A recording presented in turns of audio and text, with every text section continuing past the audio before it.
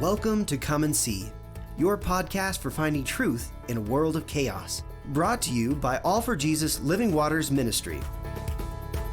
With host and founder Richard Case and co-host and retreat leader Kathy Ricconi. Join us every weekday at this time to discuss news, spend time in the Word, and receive answers to your personal questions about living life in God's truth. And now your host, Richard Case.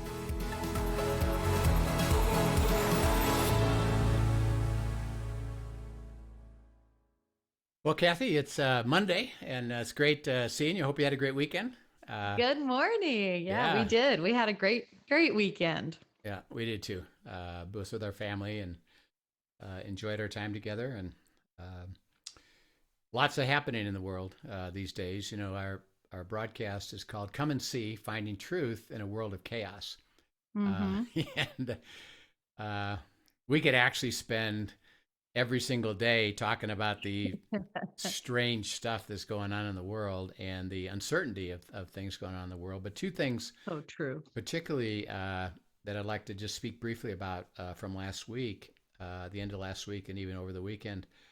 One is the economy. That you know, the stock market has been doing pretty well. Housing is crazy. It's booming all over the place. And basically, it's interesting enough. It's people with this low interest rate deciding this ain't gonna last. So I gotta go buy a house now.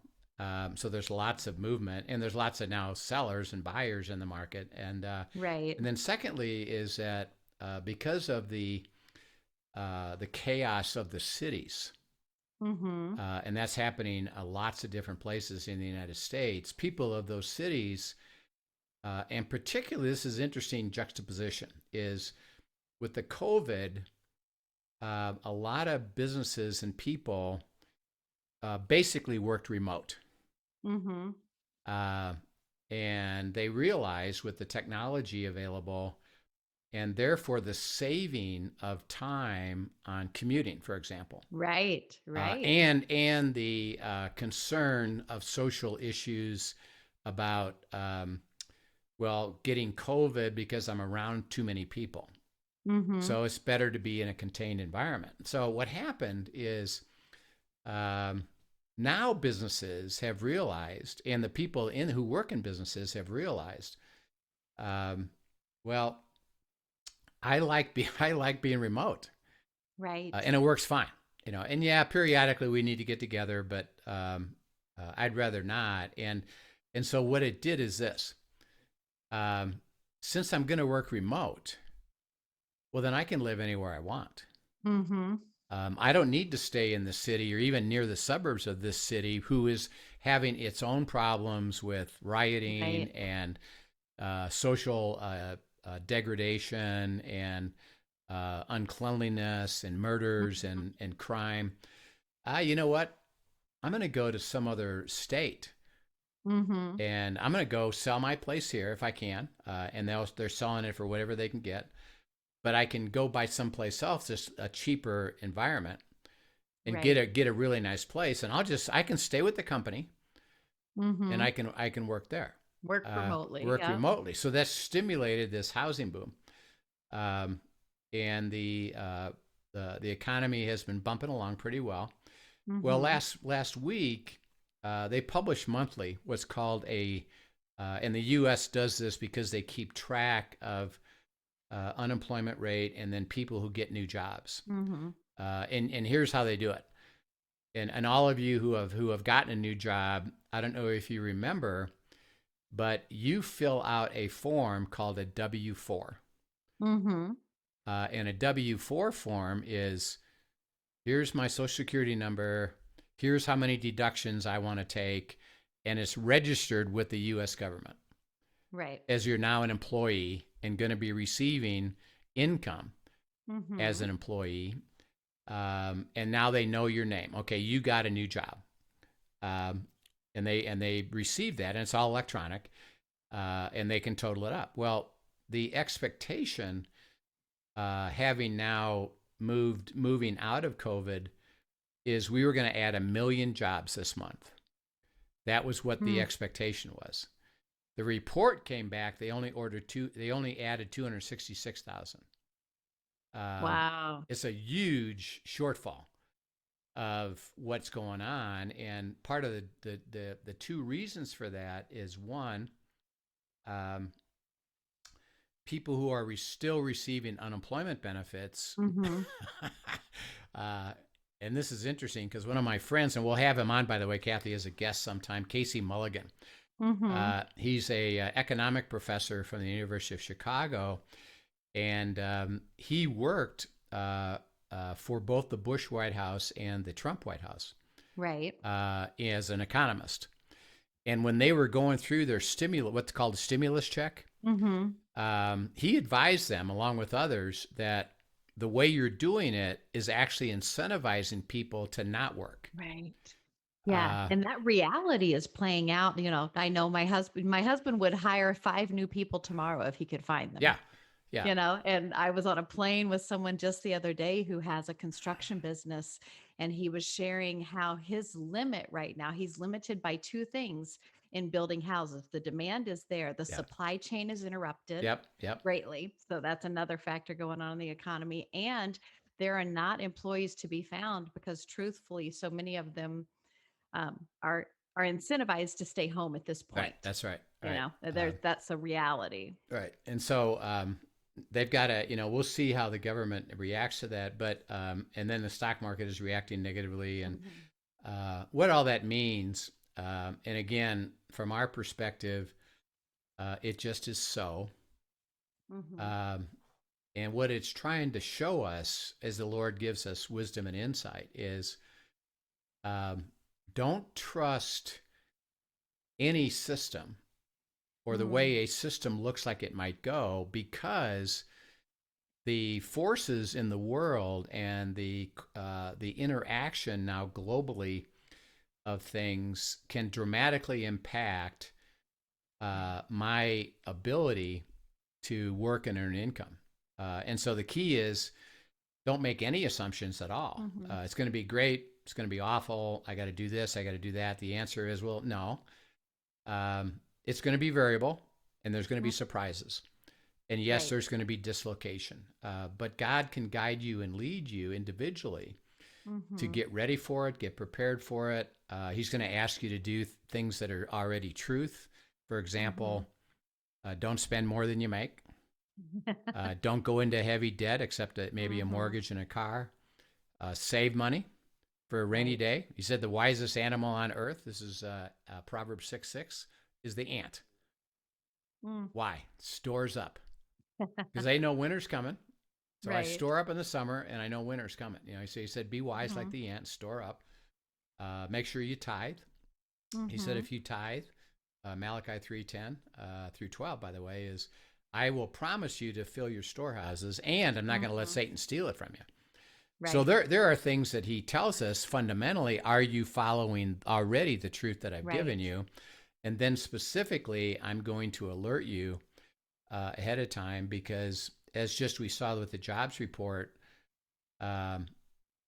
it's chaotic because it's dependent on forces now beyond just normal economy. There's government intervention. There's things that are going on here that only God knows and we don't. So don't trust it. Don't be afraid of it, and don't be in fear of it, but listen to God. And the second thing that happened this last weekend actually is Israel and the Palestinians had a huge mini skirmish. I was hoping you were going to talk about this, because I know I should be paying attention to what's going on over there, but to be honest, I don't have the background knowledge fully to understand everything that goes on in Israel and the Middle East. So I love when you bring light to that. And I think there's other listeners who will too. In Israel,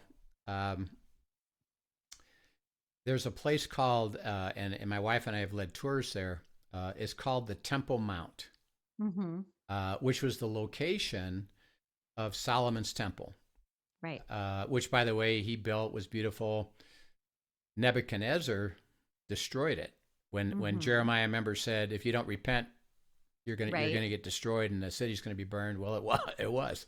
Right. They didn't repent. And God gave a message to what's called the remnant at that time. By the way, was okay. You haven't repented as a nation, so you're going to receive this judgment.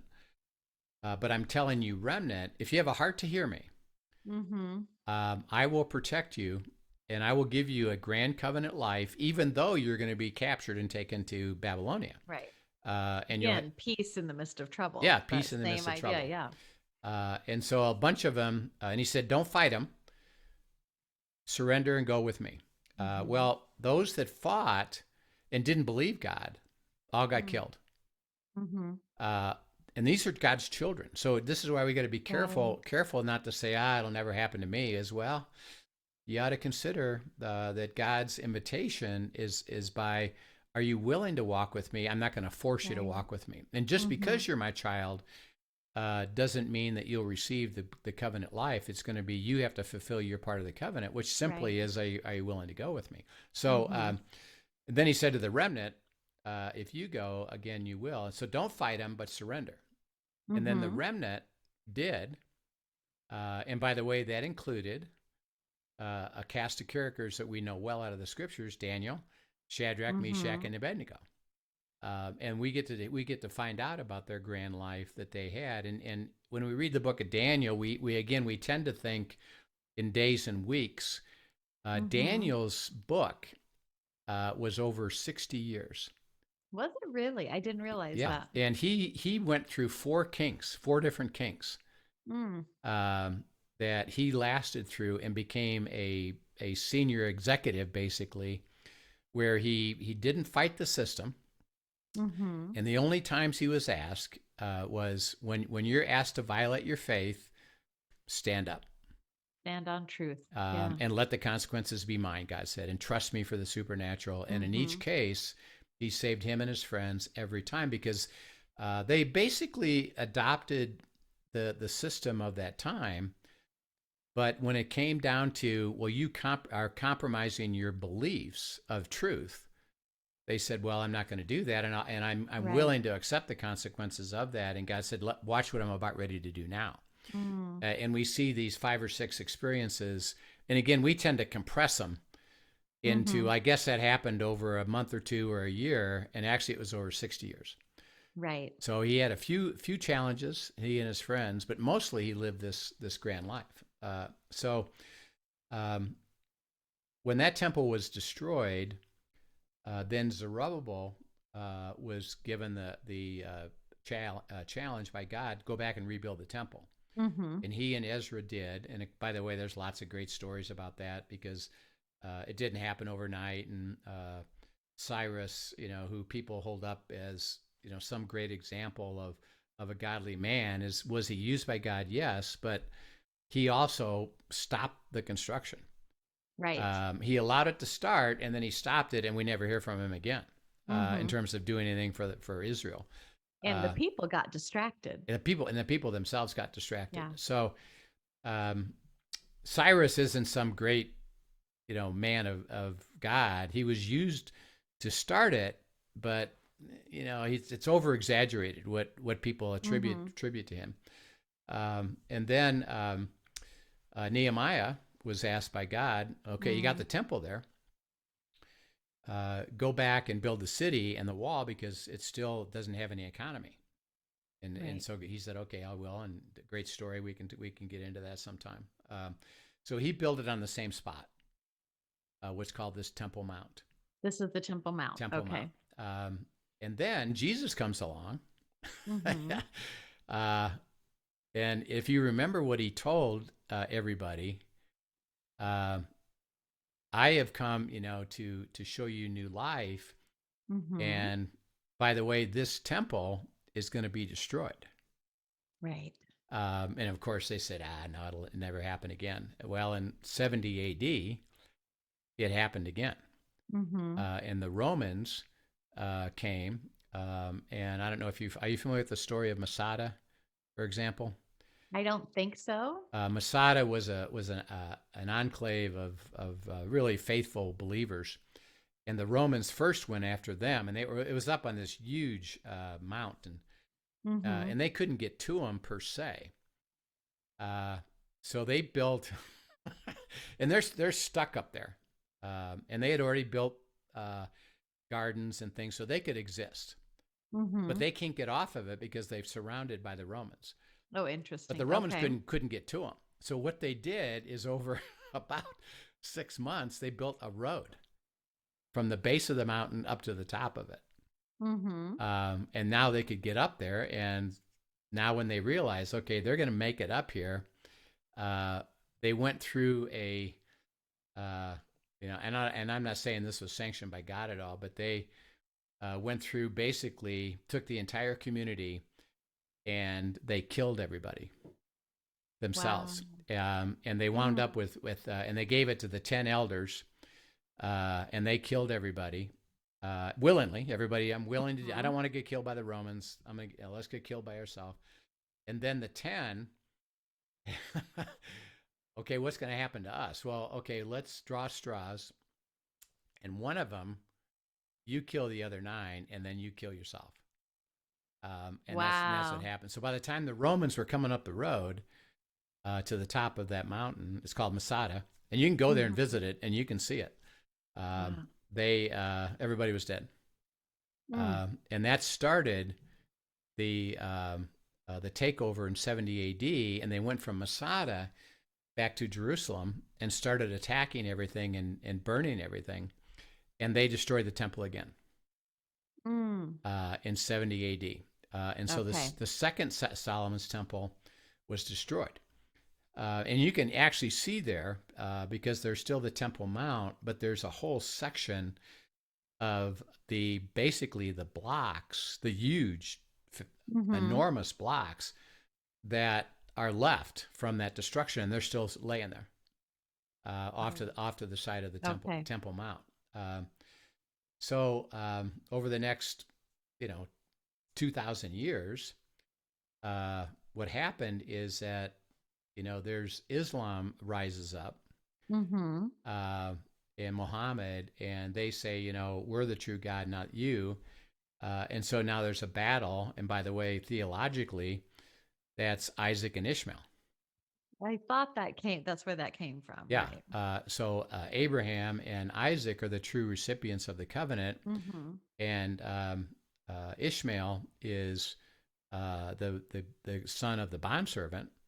That, by the way, you can read about this in Galatians chapter 4 and 5, but it basically says we as believers have to cast off the bondwoman and her son and live the life of the Spirit. So it became a symbol of the flesh versus the Spirit. But now there's enmity. So the Arabs are from Ishmael, and the Jews are from Isaac and Jacob.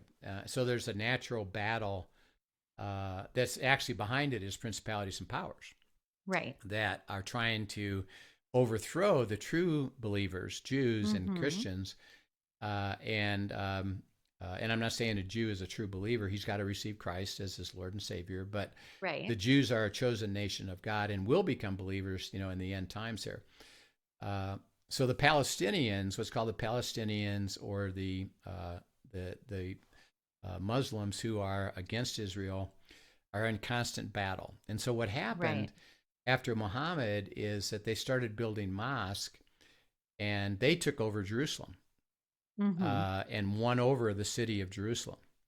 So now the Palestinians, the Muslims, basically are running Israel where Israel was, and it's not called Israel anymore because they were all spread throughout the world because they didn't have a nation anymore.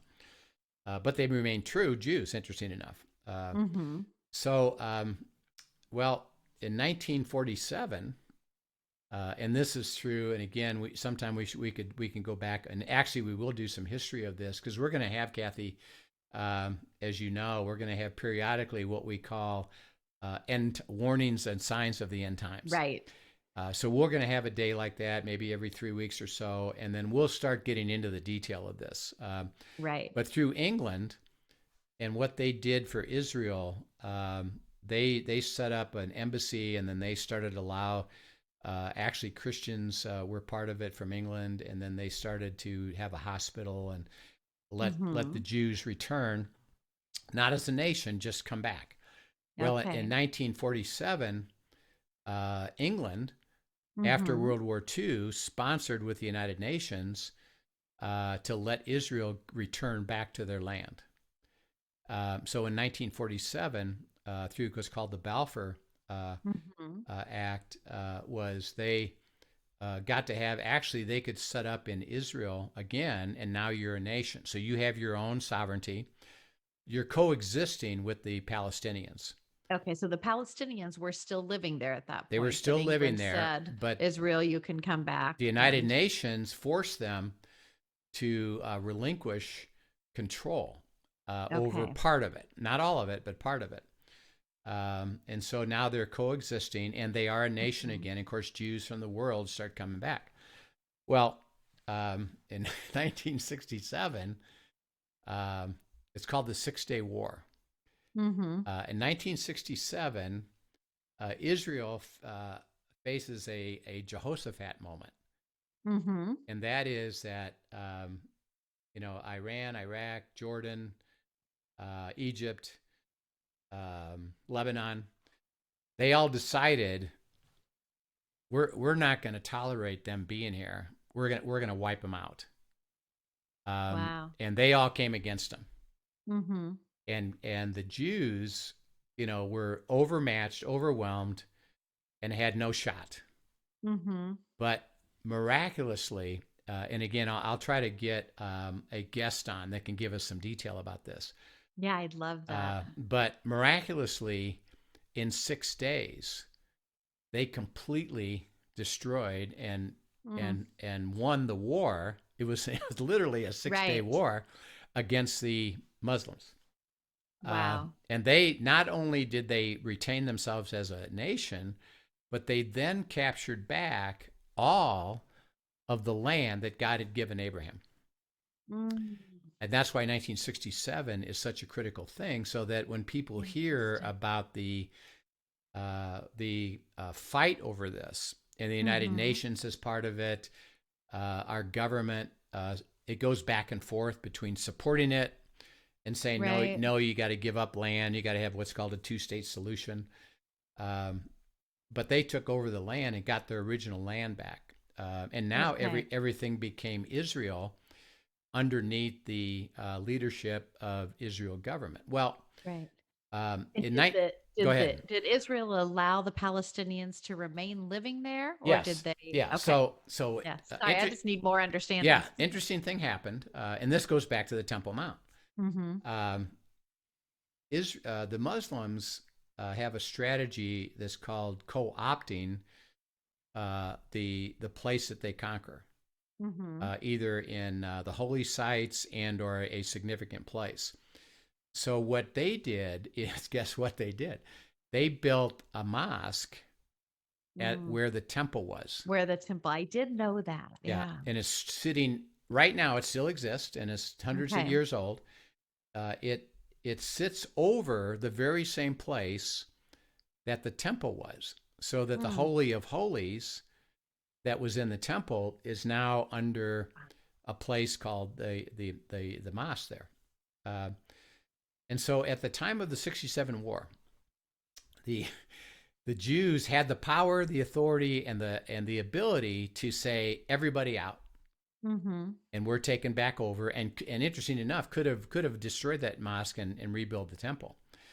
But the prime minister at the time, Ben Gurion, said, well, we're peaceful. We don't want to cause trouble. So let's cooperate together. We'll let you keep the mosque on the Temple Mount, and we'll let you have land here, and you can occupy it. It's called, their occupation, and it's called the left bank. I don't know if you're familiar with that. Right. Yeah, a little bit. Yeah. And so they did.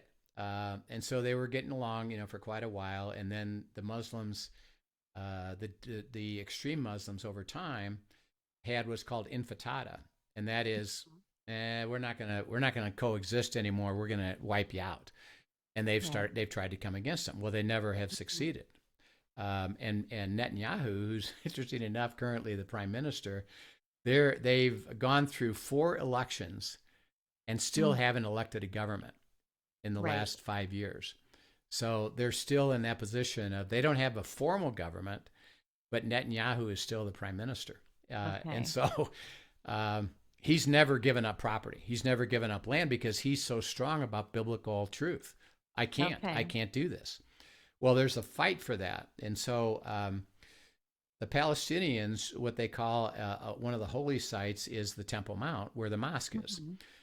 They co-share that, where, yeah, they let him be in the mosque, and they both have military personnel up on the Temple Mount, kind of holding each other without, you can't take us over, neither So one is there of us. any remnant of the temple still there No, too? Or is no. it just the mosque is No, there, it's just the but it mosque. is still a sacred place to both? It's a sacred place to both. Okay. And the Jews, actually, they have a tunnel underneath it, and they go in there and pray that, Oh, wow. someday could we, have this back.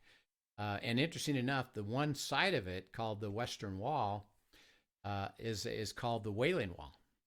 Okay. I'm familiar with that. I didn't realize that's yeah. where that was. And that's split Okay. between men and women, and you go and you can put your little prayers in the crevices, and people go there to pray all the time. And above that, is the Temple Mount on Okay. the top of that.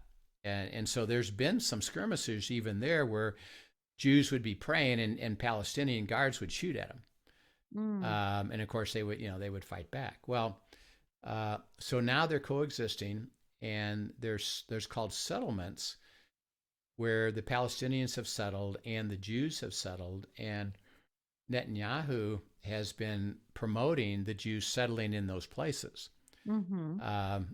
And the Palestinians are upset about that.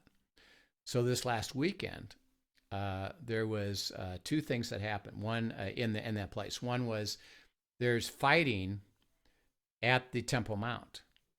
Okay.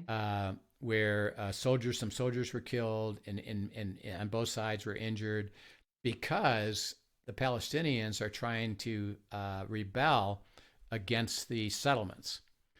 And we're trying to settle it, and you're settling in our same place. And so there's lots of tension there right now.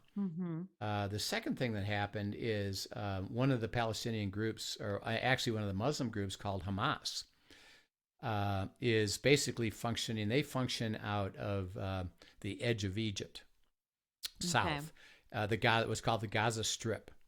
Right. Right. Okay. And over the weekend and today, even this morning, they launched multiple missiles against Israel in a big way. I mean, usually a few go in, but they did it in a big way. Okay. Now, Israel has been given by God a technology called the Iron Dome. And that is, and I got to see it and and observe it. And it really is this, is they came up with this technology in a sense using video game technology. Interesting. Okay. And so what they do is they have these stations. They hired in Israel, all men and women between the ages of 18 and 22 have to go to the military. Right. Okay. Well, they found out that they really knew how to run video games. So True. they selected him and trained him, and so what happens is if a missile comes up, the technology does, first of all, it decides, is this going to hit a populated area or a rural area with no population? If it's not going to harm any people or any major city, they don't do anything with it. They just let it hit because they don't want to waste their missiles to go after it. To not really defend something. Yeah. If it's going to go and hit people or hit population or cities, then it alerts the guys running these video games, and they shoot them down.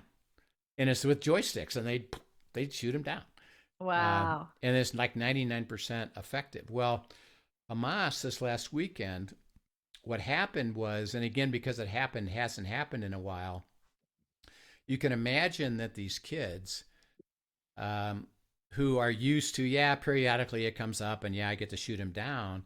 Well, they haven't been used to a barrage of them, like Right. 30 of them at a time. And that's what happened. They shot 30, 40 at a time, and they couldn't get them all. And they did hit. And so some hit. They hit houses. They killed Jews. They killed Jewish and children. several innocent people, right? Innocent people, yeah. Jewish kids, and that just happened. So the tension has raised, and here's Israel's philosophy. I'm not attacking you, but if you attack me, I am going to take care of it. And there will be, and we can read, and this is, we're taping this a week early, so that over the next week or so, we'll see. You can see in the news, Israel did X, and they came back out against them. And then it'll be determined, okay, does Hamas say, oh yeah, well, we're going to raise the stakes, and then are the stakes being raised right now in front of us?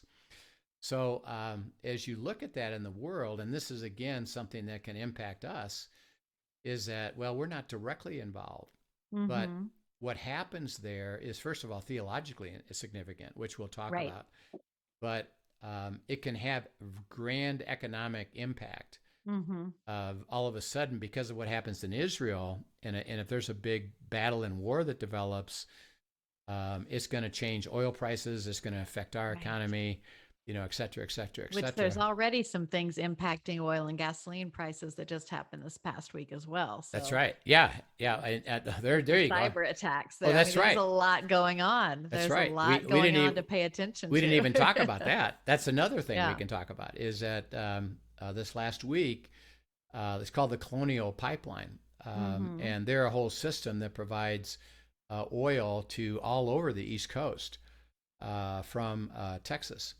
And what happened is a cyber attack, and they believe it's groups out of Russia. Right. Which we're finding we're very vulnerable to. Yeah. This isn't the first one, And so they interjected a bug and some malware, etc. And it shut it down.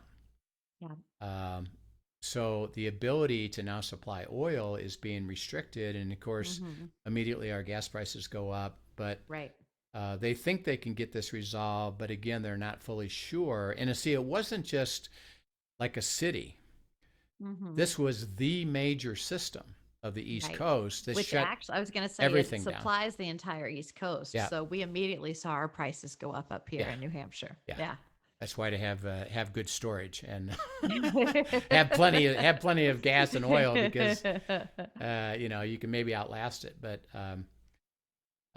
that's the kind of thing that everything's going okay, let's say, and then all of a sudden, because of technology, because of a war in Israel, because of what's happening with government intervention, these things start to impact the efficient and smooth running of an economy. And then ultimately, as a believer, I'm part of it. Right. And I get impacted by it, that literally within a week, what I thought was going to happen and was a certainty of my mind is completely changed. Right. Due to circumstances beyond my control, but I'm affected by that.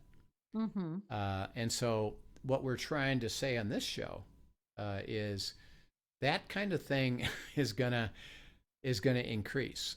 The variability, the events, the things that change things overnight are going to continue to increase, so that we can't make any assumptions of, well, I believe this is certain, and this is what's going to happen. But rather, it goes back to a truth that God speaks. This is in Jeremiah 29:11-14. But He says, "I know the plans I have for you," says the Lord, plans to give you a hope and a future, not to harm you. And that was spoken in a time when Nebuchadnezzar was going to come and take them over. And so God says, the world, which is what we're trying to help you understand, is the playground of the enemy and under the control of the enemy, and is kill, steal, and destroy. And that really hasn't changed over the centuries and the millennials. And then what God is saying is, yes, you'll get affected by that.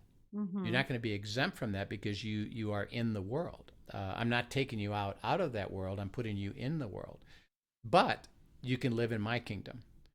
And in my kingdom, I can resolve all of that regardless of what is being affected with your life, how to get you income, how to get you stability, how to have you enjoy life in the middle of that chaos. Right. And in fact, that passage that you quoted the first verse of it, verse 11. Yeah. But I believe if we continue on in that, it talks about, that, these are promises and plans he had for us, but that calls us back to prayer, essentially. Right. And that's a lot of what you've been talking about too, is teaching people here. It's so important, teaching us to abide and to go to him in prayer. And okay, yes, this is happening. What do you have to say, Father? Yeah. And to continually go to him in that. And so if you can, go on to that a little bit. No, yeah, because that is the second piece of that verse, that my people are called to seek me. Right. I'm people saying skip that part. A lot of times they sit on the promise of verse 11 and they never read what our response in the rest of the passage is to be. Yeah. And the way you could look at this is, and the key word of that is in the Hebrew, it's my thoughts and my plans. It's what I've got ready to fulfill for you. If you have a heart to seek me and walk with me. Right. And so it would be similar to this. And you've got children. Yeah. And you could say, well, I've got some grand plans and thoughts about what would give you a grand life. And I've saved up money, and you could say, you and Dan, you could say, well, I've saved up money to provide your college. I need you to stay involved with Christian community and learn to walk with God.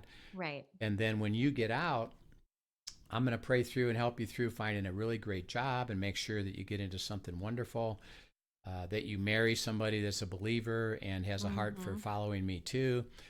And you could say, that's my plans. Those are my plans. Those are my plans. Now, and we all probably are listening to this can say, well, I had great plans for my kids, but it didn't happen. Why? Well, because of free will.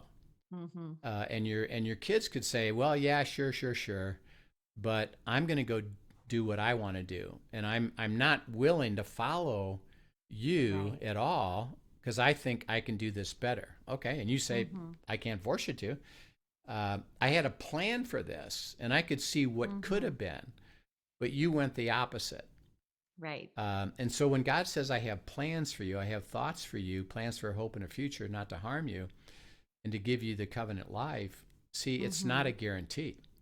Right. It says, I've got the path ready to but deliver we have to to you. choose to step into it. Right. And again, we kind of talked about this, but think about what happened with those that were in Jerusalem. God made that statement, and he told Jeremiah, speak that truth. And by that time, by the way, when he spoke that, he had already told Jeremiah, and this is in chapters 12 all the way through 29. He said, stop praying that they would repent and then I would change my mind. I'm not changing my mind. Right. They've already passed that point. Nebuchadnezzar is coming. So don't even pray against that, because that's happened. He said, what you need to do now is appeal to the remnant that has a heart to go, because just because they're my children, they actually are still in danger. Now I have plans, right, and it's available to all of them. Okay, what happened? As we approach the end of Jeremiah, Nebuchadnezzar's coming, and they see them surrounding the city, and even the ones that were basically opposing what Jeremiah was saying, they said, would you go to God and ask him what we should do, and we'll whatever he says we'll do. And Jeremiah says, no, you've never done anything that God has said, so I don't believe you. Oh yeah, we'll do it. Please go to God. Okay, so he goes to God, and God comes back and says, Nebuchadnezzar's going to take over the city and burn it and destroy the temple. Mm-hmm. And here's what I'm telling you now. I have plans. My plans for good still stand. Now, it's going to be different because you're not going to have your city. You're not going to have your the way you worship. You're not going to have your land. You'll be in a foreign country. But my plans can give you that good in this new trouble. Even in the midst of it. Even in the midst of trouble. And I can resolve it for you and give you what's called the covenant life. I'll still bless you to make you a blessing. And my simple instruction is this: don't fight it. Lay down your arms. When he walks in the city, put your hands up, surrender, and I'll go back with him. If you do, you're gonna fulfill the plans that I have for you. Now that this is happening, it's your choice. And so most of them stayed and fought. And Jeremiah goes back and tells them that, and they said, you know what? We don't think that's it. We're not doing it. We're staying and fighting. We're going to fight for our city. Isn't that a good thing? And God said, okay. And how often do we do something like that? Yeah. We decide, that whatever God is saying does not make sense to me. Therefore, I'm just going to do what does make sense. Yeah. And so in my mind. And so they got killed. And the only ones that experiencing the truth that I have plans for you of hope and a future were the ones that followed God's will. And so as we're looking at that as believers, I can't emphasize enough that because you're a believer, doesn't qualify you to say, well, then God is going to absolutely fulfill everything that he has said and give me the abundant life anyway. He says, I have plans for you. And it's all available to you. And there's no condition so that the least to the greatest, everybody has the same opportunity.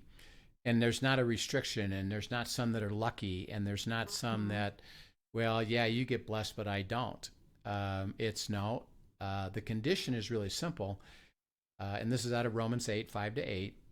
If you set your mind and your heart on the things of the flesh, and the word flesh there is follow your own decisions without any consideration for what I have for you, God speaking. Right. Then he said, you put to death the spirit, you're at enmity against me, and you cannot please me.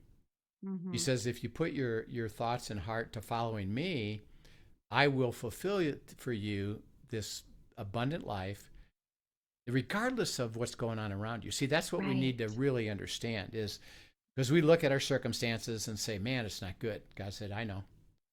I can straighten all that out. I can guide you through that. I can bless you in the middle of these adversities that you're experiencing. And we actually had a session on that a couple of weeks ago, what that looks like.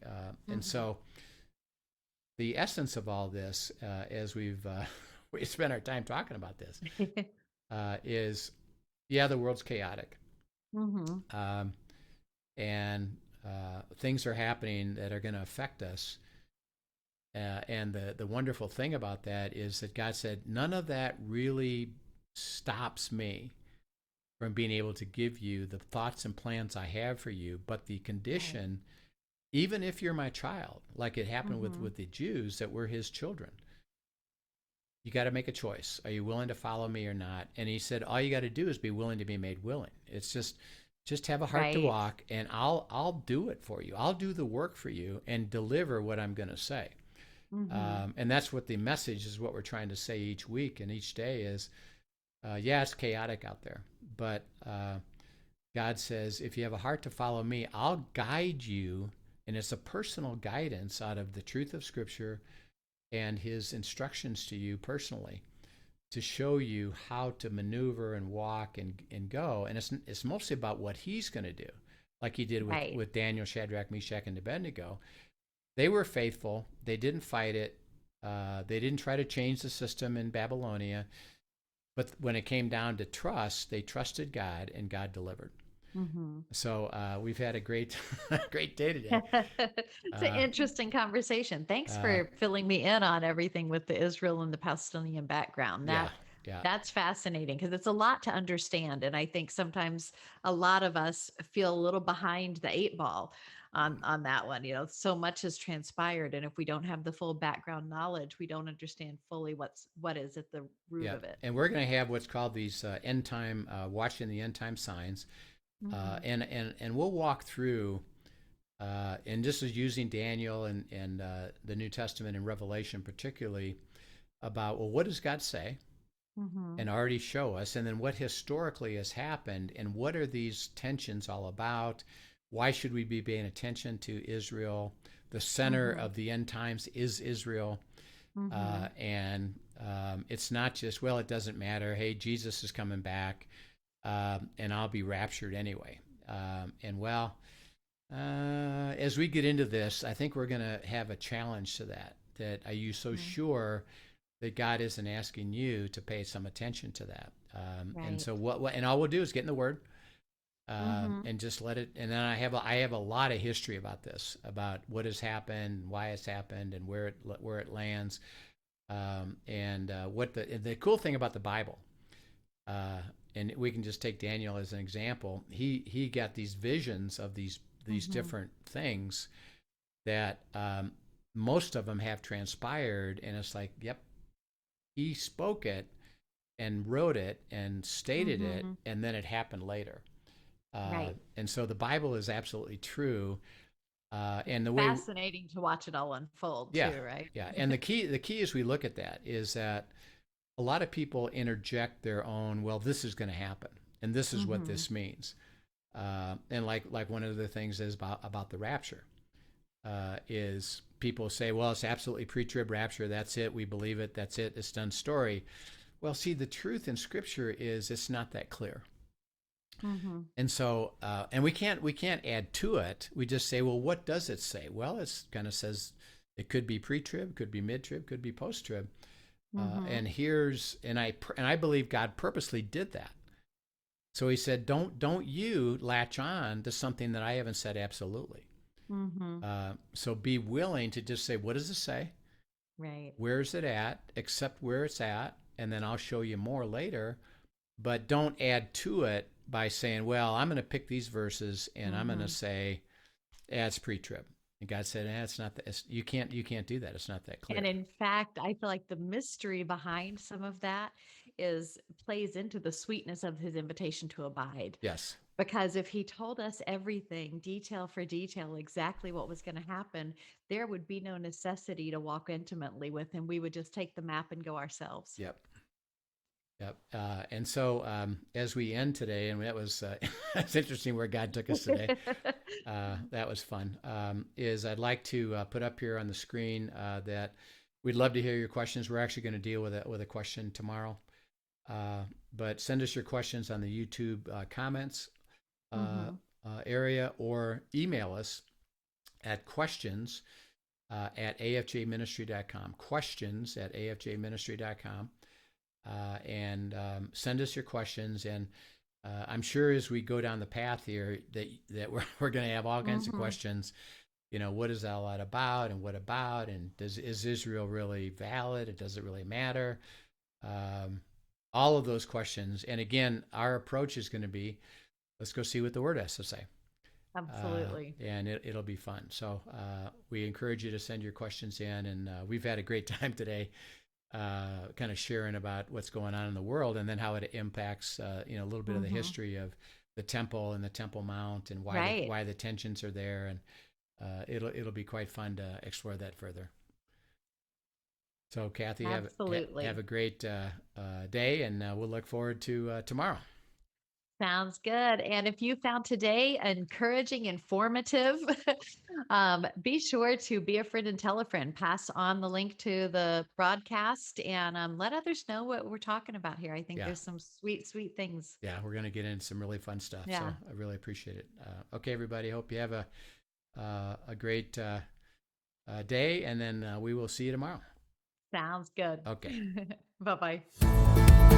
Thank you for joining us for today's episode of Come and See, your podcast for truth in a world of chaos.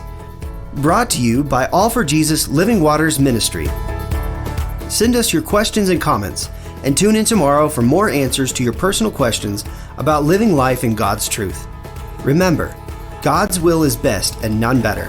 His truth brings peace in this world of chaos.